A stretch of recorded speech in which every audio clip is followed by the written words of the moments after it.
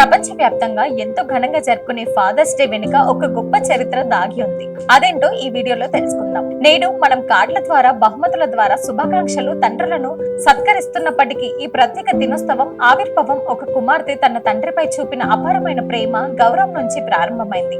అమెరికాకి చెందిన Sonora smart dad అనే మహిళ తన తండ్రి విలియం జాక్సన్ స్మార్ట్ పట్ల ఉన్న అభిమానంతో ఫాదర్స్ డే ఆలోచనకు రూపమిచ్చింది. అమెరికా అంతరుద్యమంలో పాల్గొన్న ఆయన తన భార్య మరణం అనంతరం ఒంటరిగా 6 పిల్లలను పెంచి పెద్ద చేశారు. తండ్రి చేసిన త్యాగాలను దగ్గరగా చూసిన సొనోరా తల్లులను గౌరవించేందుకు మదర్స్ డే ఉన్నట్లు తండ్రులకు కూడా ఒక ప్రత్యేక రోజు ఉండాలని భావించింది. 1909లో జరిగిన మదర్స్ డే కార్యక్రమం ఆమెకు ప్రేరణగా నిలిచింది. ఆ ఆలోచనను కార్యరూపంలోకి తీసుకొచ్చేందుకు ఆమె నిరంతరం కృషి చేసింది. ఫలితంగా 1910లో జూన్ 19న అమెరికాలోని వాషింగ్టన్ రాష్ట్రంలో స్పోకెన్ నగరంలో తొలి ఫాదర్స్ డే వేడుకలు నిర్వహించబడింది. అయితే ఈ ఉద్యమానికి మొదట్లో పెద్దగా ఆదరణ లభించలేదు. చాలా మంది దీనికి అవసరం లేని వేడుకగా భావించగా, మరికొందరు ఇది ఒక వ్యాపార ప్రయోజనాల కోసం తీసుకొచ్చిన ఆలోచనగా విమర్శించారు. అయినప్పటికీ సొనోరా వెనకడుగు వేయలేదు. ఆమె పట్టుదల, అంకితభావం కారణంగా క్రమంగా ఈ ఉద్యమానికి ప్రజల మద్దతు పెరిగింది.